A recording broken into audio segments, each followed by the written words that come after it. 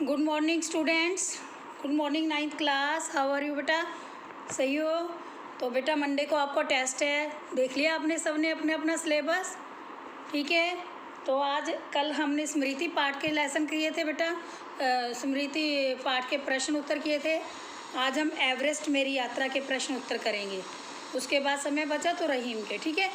वैसे तो आपको सारे दो बार करवा ही चुके हैं, रिवीजन आपकी हो चुकी है बेटा इन चैप्टर्स की, लेकिन एक बार फिर इसको करवा देते हैं।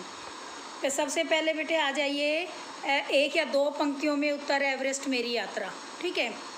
तो इसका सार जो है आपको पता ही है, कब कौन इसकी लेखिका हैं, बचेंद्री पाल हैं बेटा, जो माउंट एवरेस्ट पर सबसे पहले पहुंचने वाली भारतीय महिला थी। ठीक है। हाँ जी, प्रश्न है अग्रिम दल का नेतृत्व कौन कर रहा था? अग्रिम दल का नेतृत्व कौन कर रहा था बेटा? अग्रिम दल का नेतृत्व उपनेता प्रेमचंद कर रहे थे। ठीक है। ये तो मौखिक प्रश्न है, फिर भी एक बार पढ़ देती हूँ। लेखिका को सागर माथा नाम क्यों अच्छा लगा? यानी लेखिका एवरेस्ट को सागर माथा क्यों कहती थी? क्योंकि बेटा नेपाल में जो है एवरेस्ट को सागर माथा के नाम से पुकारा जाता है। और उस क्यों पुकारा जाता है? इसका मतलब है कि समुद्र का सबसे ऊंचा स्थान, तो समुद्र का मस्तक बोला जाता है, इसे समुद्र का मस्तक भी बोला जाता है। तो इसलिए इसको लेखिका को इसका सागर माथा नाम अच्छा लगा। थर्ड क्वेश्चन है लेखिका को ध्वज जैसा क्या लगा? यानी एक ध्वज किसको कहते हैं बेटा? झंडे को। तो ध्वज जैसा क्या लग रहा था लेखिका को? ध्वज जैसा एक बर्फ़ की बहुत बड़ी चट्टान थी जो कि उसे ध्वज की तरह लग रही थी। तेज़ हवाओं के चलने से उसके ऊपर बर्फ़ जमी जा रही थी और इस प्रकार वह फूल सा बन गया था, और जिसको वह ध्वज समझ रही थी। ठीक है। आगे है बेटा लेखिका हिमस्खलन से कितने लोगों की मृत्यु हो गई थी और कितने घायल हुए थे? हिमस्खलन से केवल एक व्यक्ति की मृत्यु हुई थी जो शेरपा कुली था, और 4 शेरपा घायल हो गए थे। शेरपा मैंने आपको बताया बेटा, पहाड़ों पर चढ़ने वाले लोगों को जिनको प्रैक्टिस होती है उनको शेरपा कहते हैं, जो सामान ले जाते हैं, लाते हैं, जो आदी होते हैं मतलब पहाड़ों पे चढ़ने के। ठीक है। मृत्यु के अवसाद को लेकर मृत्यु के अवसाद को लेकर कर्नल खुल्लर ने क्या कहा? शेरपा कुली की मृत्यु के कारण अभियान दल के सदस्यों के चेहरों पर आए अवसाद को देखकर कर्नल खुल्लर ने कहा था कि एवरेस्ट जैसे महान अभियान में खतरों को, यहाँ तक कि मृत्यु को भी सहज भाव से ले लेना चाहिए। यानी ये मत सोचे कि पर्वत पर चढ़ना कोई आसान काम है, यहाँ पर खतरों का सामना करना ही पड़ता है और मृत्यु भी हो सकती है, तो मृत्यु से डरना भी नहीं है, सहज भाव से लो इसको भी।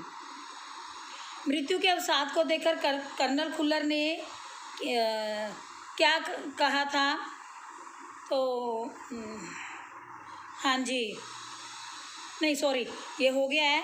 आगे रसोई सहायक की मृत्यु कैसे हुई? रसोई सहायक की मृत्यु कैसे हुई थी बेटा? चढ़ाई के दौरान जब वो चढ़ रहे थे तो वहाँ की जलवायु उनके अनुकूल नहीं थी और ना इसने ऑक्सीजन डाली हुई थी, इस प्रकार रसोई सहायक की मृत्यु हो गई थी क्योंकि जलवायु उसके अनुकूल नहीं थी। कैंप 4 कहाँ और कब लगाया गया था?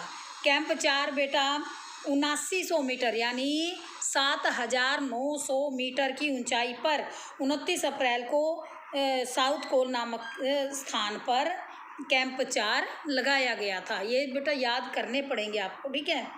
क्वेश्चन 8 है कि लेखिका ने शेरपा कुली को अपना परिचय कैसे दिया? लेखिका ने शेरपा कुली को अपना परिचय कैसे दिया था बेटा? लेखिका ने तेंजिंग से कहा था कि मैं नौ सीखिया पर्वतारोही और एवरेस्ट मेरा पहला अभियान है। उसने कहा था कि वह 9 सीखिया पर्वतारोही है, यानी नई सीखी है पर्वत पर चढ़ने की, और इसका जो ये एवरेस्ट है पहला अभियान है, ये पहली बार ही चढ़ रही है। नेक्स्ट क्वेश्चन है लेखिका की सफलता पर कर्नल खुल्लर ने उसे किन शब्दों में बधाई दी थी? कर्नल खुल्लर ने क्या कहा था जब लेखिका सफलतापूर्वक चढ़ गई थी उसकी प्रशंसा में? तो कर्नल खुल्लर ने कहा था कि तुम्हारी इस अनूठी कहते हैं अनोखी, तुम्हारी इस अनोखी उपलब्धि के लिए तुम्हारे माता पिता को हम बधाई देना चाहेंगे और हमें देश को आप पर गर्व है।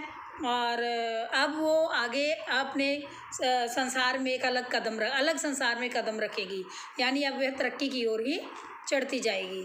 अब आ जाइए बेटा 25 से 30 प्रश्न। 25 से 30 शब्दों में 25 से 30 शब्दों में बेटा, नज़दीक से एवरेस्ट को देखकर लेखिका को कैसा लगा? लेखिका को कैसा लग रहा था जब एवरेस्ट पर पहुंची थी? वह लेखिका एवरेस्ट पर पहुंचते ही पहले तो वहाँ की सुंदरता से बहुत ज़्यादा प्रभावित हुई। उसकी विशालता, सुंदरता बहुत सुंदर लग रही थी एवरेस्ट की चोटी। और लहोत्से और नुत्से की जो पहाड़ियाँ थी वह बहुत ही ऊंची थी और बर्फीली पहाड़ियाँ थी। टेढ़ी मेढ़ी नदियों के सौंदर्य को आश्चर्यचकित देखती रह गई, यानी लेखिका को एवरेस्ट की सुंदरता, विशालता पसंद आई। और उसके बाद नुत्से और लहोत्से की ऊंचाइयों के बीच में जो नदी बह रही थी टेढ़ी मेढ़ी बर्फ़ की भरी हुई, तो वह उसे आश्चर्यचकित कर रही थी। प्रश्न 2, डॉक्टर मीनू मेहता ने क्या जानकारियाँ दी? डॉक्टर मीनू मेहता ने दल के लोगों को जानकारी दी कि वो एल्युमिनियम की सीढ़ियों से अस्थायी पुल बनाए, अस्थायी जो टेम्परेरी होता है उसको पुल बनाए, लट्ठों और रस्सियों का उपयोग करें, बर्फ़ की आड़ी तिरछी दीवारों पर रस्सियां बांधें, और जो उससे पहले जो दल गया था उसको कौन कौन सी कठिनाइयाँ सहनी पड़ी, कैसे कैसे उन्होंने अपना सफ़र किया, पर चढ़ाई की, तो यह सारी जानकारियाँ मीनू मेहता ने उनको दी कि तुम्हें भी ऐसे करना पड़ सकता है। क्वेश्चन है 3, तेनजिंग ने लेखिका की तारीफ में क्या कहा था? तेनजिंग ने लेखिका की तारीफ करते हुए कहा कि वह बहुत ही पक्की पहाड़ी लड़की है, जबकि वह नौसिखिया थी, लेकिन उसको ऐसे लगे, पहाड़ी उसे कहते हैं बेटा जो पहाड़ों पर उतरने चढ़ने का आदी हो, तो उनको ऐसे ही लग रहा था जैसे लेखिका अपना दृढ़ संकल्प से ऊपर चढ़ाई करी थी, तो उन्हें ऐसे ही लग रहा था मानो वह पहाड़ी ही लड़की हो, उसे अभ्यास हो ऊपर चढ़ने का और नीचे उतरने का। उन्हें तो शिखर के पहले ही प्रयास में पहुंच जाना चाहिए शिखर पर। इस प्रकार लेखिका को उत्साहित किया, उन्होंने प्रोत्साहित किया। किसने? तेनजिंग ने लेखिका को प्रोत्साहन दिया कि उसे तो पहले ही प्रयास में पहुंच जाना चाहिए था, जो कि पक्की भारतीय पहाड़ी लड़की लगती है वो। तो क्वेश्चन 4 है, लेखिका को उनके साथ चढ़ाई किन के साथ करनी थी? लेखिका को बेटा, लेखिका के साथ चढ़ाई के समय कौन कौन थे? जय की मीनू ये तो थे ही उसके दोस्त, उसके अतिरिक्त रीता गोमू, अंगदोरजी, लोपसांग, गगन बिस्सा और तशारिंग। फिर दोबारा से नाम सुन लीजिए बेटा। लेखिका बचेंद्री पाल को रीता गोम्बू, अंगदोरजी, लोपसांग, गगन मिस्सा, तशारिंग की जय और मीनू, इन सभी के साथ चढ़ाई करनी थी। उनके अभियान दल में रसोई सहायक भी थे और कई शेरपा भी थे। अगले दिन उन्होंने 6:20 से अंगदोरजी के साथ चढ़ाई करने के लिए वे निकल पड़ी थी। पहले अंगदोरजी के लिए 6:20 पर ही चल पड़ी। उस समय कोई भी व्यक्ति उनके साथ चलने को तैयार नहीं, यानी सबसे पहले लेखिका ने ही ऊपर चढ़ने का मुहूर्त किया अंगदोरजी के साथ चलने का, जबकि उसके साथ दल के अन्य सदस्य भी थे, शेरपा भी थे, सहायक भी था। लोपसांग ने तंबू का रास्ता कैसे साफ किया? लोपसांग ने तंबू का रास्ता स्विस छुरी की सहायता से साफ किया। उन्होंने लेखिका के पास घिरे। कब किया था बेटा लोपसांग ने तंबू का रास्ता? जब लहोत्से ग्लेशियर से टूटकर हिमपुंज लेखिका के सिर पिछले हिस्से से टकराया था ना, तो तब का है ये। तो लोपसांग ने स्विस छुरी होती है बेटा, बर्फ़ की छुरी होती है, उससे तंबू का रास्ता साफ किया। उन्होंने लेखिका के पास गिरे हुए बड़े बड़े बर्फ़ के टुकड़ों को हटाया, चट्टानों को हटाया और चारों तरफ फैली हुई कठोर बर्फ़ की खुदाई की, जो कि सख्त हो गई थी गिरने से, और जिससे कि लेखिका को बर्फ़ की कब्र से बाहर निकाला गया। क्वेश्चन 6, साउथ कोल कैंप पहुंचकर लेखिका ने अगले दिन की महत्वपूर्ण चढ़ाई की तैयारी कैसे की? साउथ कोल कैंप पहुंचकर लेखिका अगले दिन की महत्वपूर्ण चढ़ाई की तैयारी में जुट गई। उन्होंने खाना, कुकिंग गैस तथा कुछ ऑक्सीजन सिलेंडर इकट्ठे किए और चाय बनाने के लिए पानी गर्म किया। फिर साथियों की सहायता से वह एक थर्मस में जूस और दूसरी थर्मस में गरम गरम चाय लेकर बर्फीली हवा में तंबू से बाहर निकली, क्योंकि वह सहयोगी प्रवृत्ति की तो थी ही। ठीक है, आइए 50 से 60 शब्दों में 50 से 60 शब्दों में थोड़ा और एक्सप्लेन करना पड़ता है बेटे इसमें। तो क्वेश्चन है, उपनेता प्रेमचंद ने किन परिस्थितियों से अवगत कराया? उपनेता प्रेमचंद ने लेखिका और अभियान दल के सभी यात्रियों को खुम्बू हिमपात की स्थिति से अवगत करवाया। यानी जो खुम्बू हिमपात है वो सबसे खतरनाक भयानक था। तो उन्होंने बताया कि उनके दल ने कैंप 1 जो कि 6000 मीटर की ऊंचाई पर हिमपात के ठीक ऊपर स्थित है, वहां तक का रास्ता साफ कर दिया गया है। फिर उन्होंने कहा कि पुल भी बनाए गए हैं और रस्सियों से निशान भी चिन्हित किए गए हैं। रस्सियों से क्योंकि पहाड़ों पर निशान देखकर चढ़ा जाता था, क्योंकि सड़कें तो बाद में बनी हैं बेटा, पहले तो सड़कें होती नहीं थी। तो ग्लेशियर बर्फ़ की नदी है, ये भी उन्होंने बताया कि हिमपात में अनियमित रूप से बर्फ़ गिरती रहती है, जिसके कारण जो पहले हमने प्रयास किए हैं हो सकता है वो विफल भी हो जाएं, व्यर्थ भी हो जाएं। तो इसलिए अभियान दल को रास्ता खोलने का काम दोबारा भी कर सकता है। तो इन सब स्थितियों से उपनेता प्रेमचंद ने लेखिका को अवगत करवाया। अब है प्रश्न नंबर 2, हिमपात किस तरह का होता है और उसमें कैसे कैसे परिवर्तन आते हैं? हिमपात में बेटा बर्फ़ के टुकड़ों का व्यवस्थित ढंग से गिरना ही हिमपात कहलाता है। हिमपात अनियमित होता है, इसमें परिवर्तन आते ही रहते हैं। हिमपात से बर्फ़ की जो नदी है, ग्लेशियर किसको कहते हैं? बर्फ़ की नदी को। तो ये जो है इनके किनारों में हलचल मच जाती है, बर्फ़ की बड़ी बड़ी चट्टानें टूटकर नीचे गिर जाती हैं और इन चट्टानों को खिसकने से जो धरातल हैं उस पर बहुत बड़ी दरारें भी पड़ जाती हैं बेटा।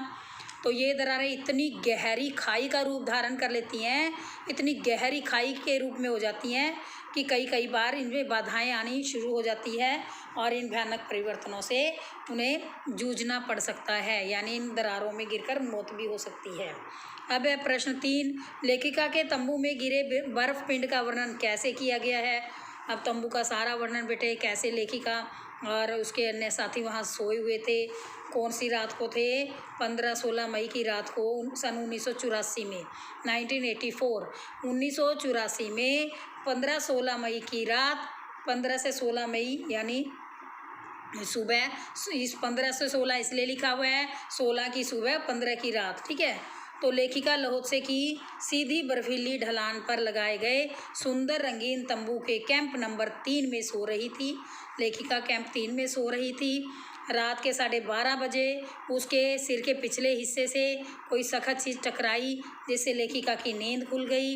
एक लंबा बर्फ़ का पिंड कैंप के ठीक ऊपर ग्लेशियर के से टूटकर नीचे आ गिरा।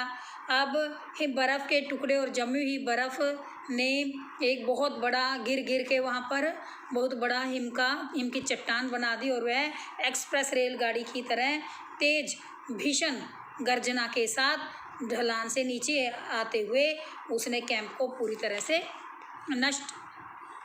भ्रष्ट कर दिया। चोट तो हर व्यक्ति को लगी थी, किंतु जीवन की हानि किसी को नहीं थी। इसका मतलब क्या है कि घायल जरूर हुए थे, लेकिन मृत्यु किसी की नहीं हुई थी। क्वेश्चन 4, लेखिका को देखकर ही जो किया हक्का बक्का क्यों रह गया? यानी वह हैरान क्यों रह गया था, आश्चर्य क्यों हुआ उसे? लेखिका की दोस्त था ना उसका, क्योंकि साउथ कोल कैंप पहुंची थी बर्फ़ की कब्र से निकलकर एकदम। लेखिका साउथ कोल कैंप पहुंची, वहां पहुंचकर उसने चाय बनाई, फिर एक थर्मस में चाय ली और दूसरे थर्मस में जूस लिया। फिर अपने साथियों की थकावट मिटाने के लिए बर्फीली हवा में तंबू से बाहर निकल गई। यानी इतनी चोट लगने के बाद भी लेखिका थर्मस में चाय और जूस लेकर तंबू से बाहर निकली। जब वह आगे नीचे उतरी तो की को देखा, फिर उतरते देखकर की उसको देखकर हैरान रह गया। उसे आशा भी नहीं थी कि इतनी बड़ी दुर्घटना के बाद वह आराम नहीं करेगी और सीधी काम पर लग जाएगी, क्योंकि बचेंद्री जो है अपने शारीरिक रूप से स्वस्थ और दल के सदस्यों की मदद करने की बात कहकर अपने चाय वगैरह उनको पिला रही थी। क्वेश्चन 5, एवरेस्ट पर चढ़ने के कुल कितने कैंप बनाए गए और उनका वर्णन कीजिए। एवरेस्ट पर चढ़ने के लिए बेटा 7 कैंप बनाए गए थे। पहला बेस कैंप जो कि शेरपा लैंड में लगाया गया था। इसके नेता कर्नल खुल्लर उपनेता यहीं से सारी गतिविधियों का संचालन कर रहे थे और सभी कठिनाइयों का उनको ब्यौरा दे रहे थे। कैंप 1 6000 मीटर की ऊंचाई पर लगाया गया था और कैंप 2 जो था वह उसमें 9 पुरुष सदस्य की जो चोट लगी थी, घायल हो गए थे, उनके कारण यहीं से उनको बेस कैंप आगे भेजा गया था। ठीक है, 16 मई की सुबह वे कैंप 2 पर पहुंच गए थे। कैंप 3 जो है वह लहोत्से की पहाड़ियों पर लगाया गया था। नायलॉन का तंबू था। लेखिका और उसका साथी उसमें विश्राम कर रहे थे। कैंप 4 जो था वह समुद्र तल से 7900 फीट ऊपर था, 7900 फीट ऊपर। वहीं से साउथ और शिखर कैंप के लिए चढ़ाई की गई। फिर साउथ कोल कैंप कहाँ से चढ़ाई की? कैंप 4 से वे यहीं से एवरेस्ट के लिए चढ़ाई के लिए तैयार हो गए, चढ़ाई शुरू की। फिर शिखर कैंप, यह एवरेस्ट की चोटी के ठीक स्थित इस बिल्कुल एवरेस्ट की चोटी के नीचे था। शिखर कैंप सबसे ऊपर, तो जैसे कि नाम से स्पष्ट है शिखर। तो इस कैंप में लेखिका और अंगदोर्जी केवल 2 घंटे में ही शिखर पर पहुंच गए थे, यानी एवरेस्ट की चोटी पर 2 घंटे में ही पहुंच गए। अब क्वेश्चन है, चढ़ाई के समय एवरेस्ट की चोटी की स्थिति कैसी थी, कि जब वो चढ़ रहे थे तो उनको वह चोटी कैसी लगी थी। जब शिखर कैंप से बचेंद्री ने एवरेस्ट की चोटी की चढ़ाई की तो वहाँ चारों ओर तेज हवा चल रही थी, बर्फ़ उड़ रही थी, चट्टानें भुरभुरी हो गई थी। यानी नीचे जब कैंप में बर्फ़ गिरी जब तो ठोस थी, बर्फ़ थी, चट्टान बन गई थी, लेकिन अब वहाँ बर्फ़ भुरभुरी हो गई थी, पिघलने लगी थी। तो इस प्रकार से उस बर्फ़ को हटाने के लिए फावड़े का भी प्रयोग किया गया। बेटा फावड़े से बर्फ़ हटाई जाती है ना, आप देखते हो कई बार पहाड़ी एरिया पे होता है ऐसा। तो बर्फ़ इतनी ज़्यादा थी कि सामने कुछ भी दिखाई नहीं दे रहा था। पर्वत पर इतनी भी जगह नहीं थी उसकी चोटी पर कि 2-3 आदमी वहाँ पर खड़े हो सकें। तो उसके चारों ओर ढलानी ढलानी थी, हज़ारों फीट नीचे लंबी सीधी। तो ये बहुत ही खतरनाक थी। तेज़ हवाएं चल रही थी। ऐसी तेज़ बर्फीली हवा में वहाँ खड़े होना बहुत ही असंभव था, कठिन था। तो इसलिए लेखिका ने बर्फ़ के फावड़े से बर्फ़ खोदकर पहले उसने फावड़े से बर्फ़ खोदी, फिर अपने खड़े रहने का स्थान बनाया। नेक्स्ट क्वेश्चन है, लास्ट क्वेश्चन है, सम्मिलित अभियान में सहयोग और सहायता की भावना का परिचय बचेंद्री के कौन से कार्य से मिलता है? सम्मिलित अभियान में बेटा आपसी सहायता सहयोग के सारे कार्य संपन्न हो जाते हैं। साउथ कोल कैंप पहुंचकर बचेंद्री ने अपनी सहयोग भावना का परिचय दिया। बचेंद्री अपने साथियों के पहुंचने से पहले ही कैंप पहुंच गई थी और वहां पहुंचते ही खाना, कुकिंग गैस, ऑक्सीजन सिलेंडर सब उसने इकट्ठे भी किए। और लेखिका ने चाय का पानी गर्म किया, चाय बनाई। फिर दूसरी साथियों की मदद के लिए वे थर्मस में जूस और चाय बनाकर तंबू से बाहर निकल पड़ी। रास्ते में बोझ ले जाते हुए सभी साथी की जय मीनू इन सब की उसने लेखिका ने प्यास बुझाई। उनके साथियों ने इस कार्य को खतरनाक बताते हुए कहा था कि तुमने ऐसा खतरा नहीं लेना चाहिए था। इस पर बचेंद्री ने हंसते हुए कहा था कि वह ठीक है शारीरिक रूप से और मुझे दल के सदस्यों की सहायता करनी चाहिए। तो ऐसा कहना उनके सहयोगी प्रवृत्ति का परिचय देता है। सहयोगी प्रवृत्ति का परिचय क्या है? ठीक है, आगे हम बेटा आशय स्पर्श और जीवन मूल्य प्रश्न अगली वीडियो में कंटिन्यू करते हैं। तब तक के लिए धन्यवाद।